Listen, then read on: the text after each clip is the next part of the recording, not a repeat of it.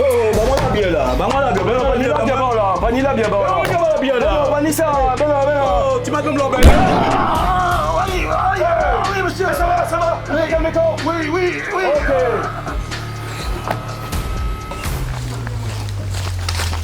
Bonjour monsieur. Bonjour madame.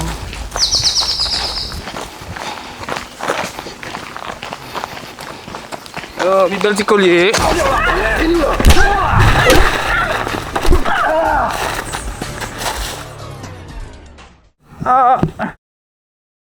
Aidez-moi.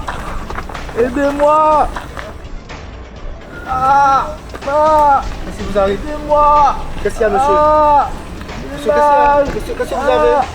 Ça va?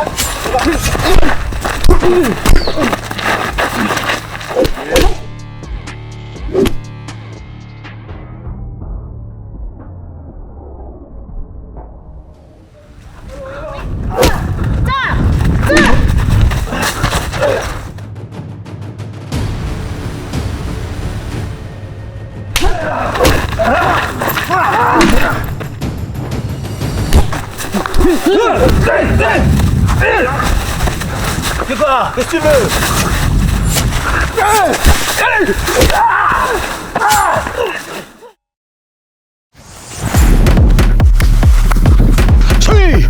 Jaillot Antonio, Nathalie La Bonne Labelle, nous sommes champions de France technique 2025. vice-championne de France combat défense. Josué Vertueux. Leïla Liméry. Voilà, nous sommes médaille de bronze en technique en binôme pour les championnats de France de Strasbourg de 2025. Je suis vice-championne de France en combat libre et championne de France en combat défense. Sébastien Foc. Hugo C.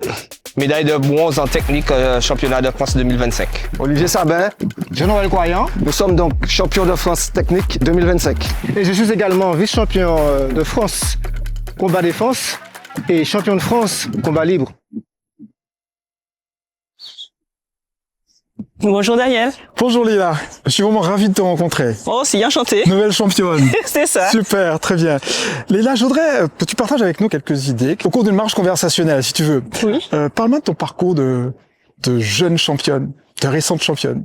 Alors, ça fait du coup 3 ans que je pratique le Krav Maga au sein du club Universal Krav Maga. Donc du coup, c'est un nouveau sport pour moi puisque c'est mon premier sport. Je n'ai pratiqué aucun sport avant. Du coup, je me suis lancée là-dedans. Tu n'as pratiqué aucun sport. Après 3 ans d'entraînement, tu deviens championne. Oui, c'est ça. C'est ça. C'est ça. Mais ça demande des entraînements, de l'investissement personnel surtout. Et du coup, au sein du club, on est bien entouré par le coach et aussi les instructeurs. Très bien. Comment tu réinvestis cette activité sportive, cette activité de défense dans ta vie quotidienne, dans ton environnement professionnel? Comment ça t'aide? Dans ma vie de tous les jours, ça me permet du coup de travailler sur la maîtrise de soi, également la confiance. Très bien. Quel est ton domaine professionnel? Je travaille dans le social.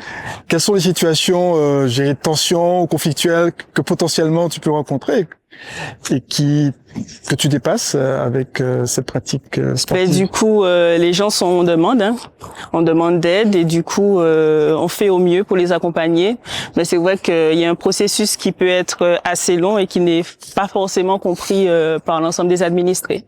Ce qui t'amène quelquefois à être confronté à des personnes, j'allais dire tendues, voire agressives. Oui, c'est ça. C'est ça. J'ai compris que tu étais quelqu'un de très réservé. Oui, c'est vrai. À la base, je suis quelqu'un d'assez réservé et d'introverti. Ce sport m'a permis d'avoir de la confiance. Quelle recommandation tu pourrais faire aux femmes aujourd'hui? J'invite les femmes à pratiquer un sport de combat ou le Krav Maga. Tu as été championne de combat libre. Alors, vice-championne. Vice-championne de combat libre. Est-ce que tu peux nous décrire rapidement ce qu'est le combat libre? Le combat libre se déroule dans une cage. Ah oui. Fermée à clé. Ah très bien. Ah très bien. C'est ça. Fermé à clé. Alors, fermé à clé. Alors pour quelqu'un d'introverti qui se retrouve enfermé dans une cage, ça donne quoi? Alors c'est impressionnant. C'est impressionnant, mais avec tout le travail qu'on a fait avec le coach, du coup, après une fois qu'on est dans la cage, il faut y aller. Ouais. Voilà. Et donc j'allais dire, ton introversion se transforme en passion, en action. En action. En action. En action. Leïla, écoute, ça a été un vrai plaisir d'avoir fait ce petit parcours avec toi. Merci beaucoup et je te dis à très bientôt. C'est moi. À bientôt. Ok, à bientôt, Leïla. Bye bye. Sorti Martinique, nous allez Strasbourg, voilà nous vini champion, super médaille d'or. Écoute, Jean-Noël, j'ai été content de te rencontrer, un jeune champion. Parle-moi un peu de ton parcours, parce que il est extrêmement riche. Oui, alors j'ai commencé les arts martiaux, j'avais une vingtaine d'années, donc je considère que j'ai commencé un peu tard. Et j'ai commencé par le karaté. J'ai fait une dizaine d'années de karaté. Ensuite, je me suis dirigé vers le kung fu traditionnel wushu. Après, j'ai embrassé le damier, la tradition martiniquaise. Et là, je fais du jiu-jitsu, du judo, et je me suis mis au Krav il y a environ une année. Une année. Et direct, tu deviens champion. Alors là, comment ça se fait? C'était la grande surprise. Hein. J'ai été très surpris. Je rentre dans le club et quelques semaines après, mois après, il me propose ce challenge parce que c'était un vrai challenge. Et là, j'étais un peu surpris. Je me suis dit mais comment je vais faire? Est-ce que vraiment c'est à ma portée? Et j'ai accepté. J'ai accepté avec la collaboration de ma femme. Et là, ce défi-là, je me suis dit quand même, je vais lui faire confiance pour me faire monter. Je vais lui faire confiance pour m'amener. Tu parles de ton coach? De mon coach, oui, Tony Jair. Donc là, on peut lui tirer le chapeau. Ah, tu peux. On peut lui tirer le chapeau à Tony Jair pour me faire monter, pour me permettre d'accéder à une place qui soit honorable. Et effectivement, pendant tous les entraînements, j'ai vu qu'il était là pour nous. Il a su, chacun à notre niveau, nous faire monter, puis nous faire atteindre des médailles. Oui. Alors, je suis toujours curieux de savoir ce qu'apporte une pratique martiale à un individu, et donc je te pose la question de façon toute simple. Qu'est-ce que ça t'apporte dans ton quotidien professionnel, entre autres, ou familial? J'ai toujours aimé les arts martiaux. Enfin, quand je dis toujours, depuis mon jeune âge, quand j'étais adolescent, j'ai commencé par le karaté, comme je disais, et après, je me suis mis à diversifier un peu plus la pratique.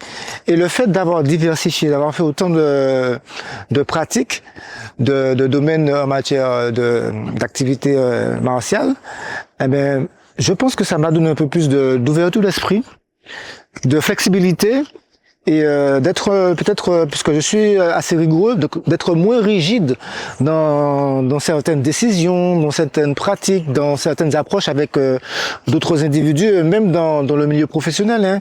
Donc le fait d'ouvrir le champ de la pratique des arts martiaux, ben effectivement, je me suis rendu compte que ça m'apporte une sérénité.